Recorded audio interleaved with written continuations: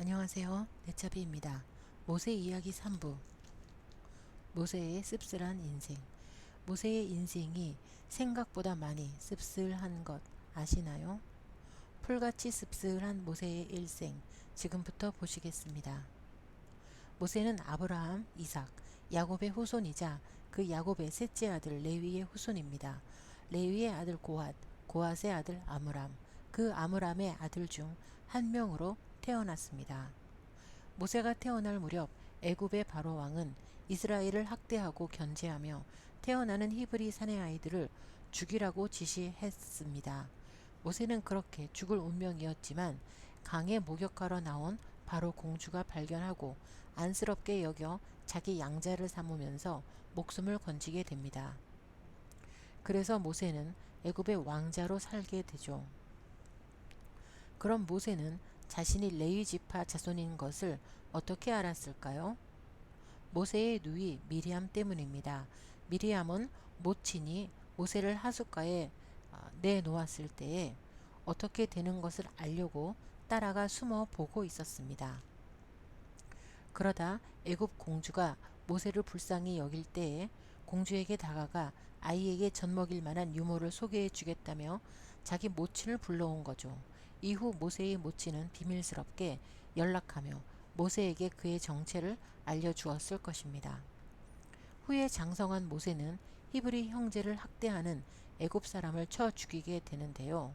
이 일로 모세는 애굽의 적 히브리인이라는 정체가 탄로나 잡히면 죽게 되는 상황에서 애굽을 떠나게 됩니다. 미디안 광야로 도망가 결혼을 하고 아들도 낳고 살았는데요. 모세는 히브리인이지만 히브리인들과 섞여 살지 못했습니다. 애굽에서도 미디안 땅에서도 히브리인들과 떨어져 살았죠. 또 그는 항상 이방인이었습니다. 애굽에서도 이방인, 미디안에서도 그는 이방인이었죠. 그리고 나이가 80이 되었을 무렵 하나님이 그에게 찾아오셨습니다. 나이 80이면 아무리 젊게 봐주어도 퇴직을 준비해야 할 나이라고 봅니다. 하나님은 모세 나이 80에 찾아오신 것입니다.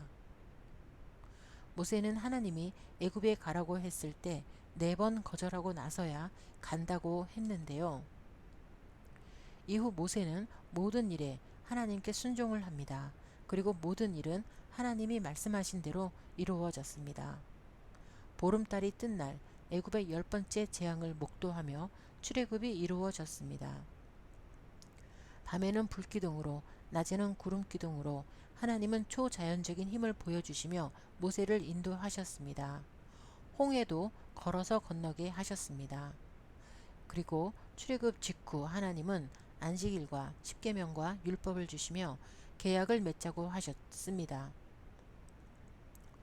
모세가 언약서를 가져 백성에게 낭독하여 들림에 그들이 가로되 여호와의 모든 말씀을 우리가 준행하리이다.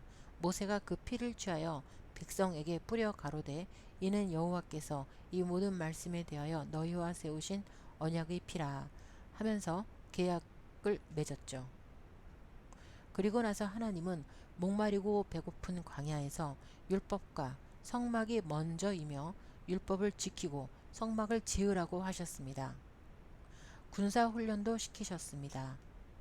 그리고 출애굽 제2년 가나안으로 올라가라 하시며 먼저 정탐꾼을 보내도록 하시는데요.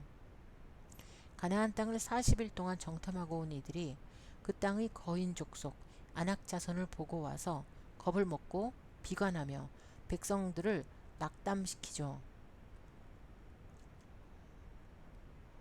백성들은 모세를 따라 광야에 온 것을 후회하고 밤새 통곡하며 전쟁을 하지 않겠다고 하나님께 불순종을 선언했습니다. 우리를 칼에 망하게 하려 데려왔소. 차라리 애굽 땅이나 이 광야에서 죽는 게 낫지. 애굽으로 돌아가겠소. 하면서 이제 불순종을 선언한 거죠. 이에 하나님은 진노하셨고 백성들을 겁먹게 한 10명의 그 정탐꾼들을 그 자리에서 재앙으로 죽이셨습니다.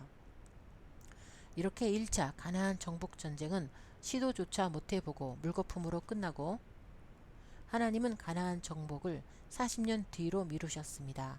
광야 1세대들이 모두 죽은 뒤에 가나안 정복을 하시겠다 하셨습니다. 40년 뒤에 그때에 다시 가데스 바네아로 돌아오라 하셨습니다. 그래서 모세는 백성들을 이끌고 광야로 나가 40년을 살아야 했습니다. 광야에는 물도 없고 음식도 없고 살기 험난했을 것입니다. 목마르고 배고플 때마다 백성들은 반발했지만 하나님은 결정적인 순간에 물을 주셔서 목말라 죽는 자 없게 하셨고 만나와 메추라기를 주셔서 굶어 죽는 자도 없게 하셨습니다. 또 광야 40년 동안 옷도 해지지 않게 해주시고 신발도 낡지 않게 해주셨습니다. 그런데요, 이 말을 바꾸어 보면 하나님은 광야 40년 동안 옷 한 벌, 신발 한 켤레에 하루 벌어 하루 먹는 만나와 간헐천 같은 식수를 주신 것입니다. 즉, 그들의 광야 40년이 기적적이긴 하지만 풍요롭지는 못했다는 것입니다. 하나님이 허락하신 것은 삶을 영위하는 데에 필요한 최소한의 것이었습니다. 그렇게 40년 광야 1세대들이 모두 죽은 뒤 모세는 광야 2세대들을 이끌고 가데스로 다시 돌아오는데요. 그런데 가데스에 도착하자마자 광야 2세대들은 옛적 1세대들이 한 것처럼 불평을 시작했습니다. 어찌하여 우리를 애굽에서 인도하여 내어서 우리와 우리 생축으로 목말라 죽게 하시오. 이곳에는 파종할 곳도 없고 무화과도 없고 포도도 없고 석류도 없고 마실 물도 없소이다. 이제 이렇게 불평을 한 겁니다. 광야는 그런 곳이에요. 이에 모세는 40년 전의 악몽이 떠올랐을 것입니다. 가나안 정복이 40년 늦춰졌는데 더 늦춰질라 모세는 무서웠을 것입니다. 잘못하다가 모세는 영영 가나안 땅에 못 들어갈지도 모르는 거죠. 모세는 그래서 백성들이 패역하다고 했습니다. 그러면서 분통을 터뜨렸죠. 우리가 패역한 너희를 위하여 이 반석에서 물을 내랴. 탁탁 바위를 2번 쳤습니다. 그렇게 물을 내서 백성들에게 나누어 주었는데요. 그런데 하나님은 이번 일에 백성이 아니라 모세를 나무라셨습니다. 모세에게 이번 일로 가나안 땅에 들어가지 못할 거라 하셨습니다. 너희가 나를 믿지 아니하고 이스라엘 자손의 목전에 나의 거룩함을 나타내지 아니한 고로 너희는 이 총회를 내가 그들에게 준 땅으로 인도하여 드리지 못하리라. 그 열조에게로 돌아가고 내가 이스라엘 자손에게 준 땅에는 들어가지 못하리니 이는 너희가 무리바 물에서 내 말을 거역한 영혼이라. 민수기 20장 말씀입니다. 모세는 결국 가나안을 코앞에 두고 80년을 살다가 죽게 된 셈입니다. 하나님은 모세를 전격 경질하시고 여호수아로 그의 자리를 대체하셨습니다.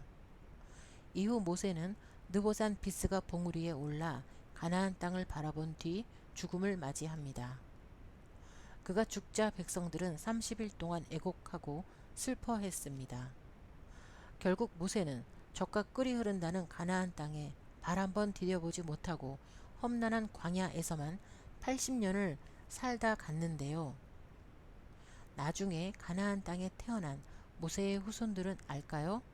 모세가 얼마나 그 가나안 땅에 발을 디디고 살고 싶어 했는지를요.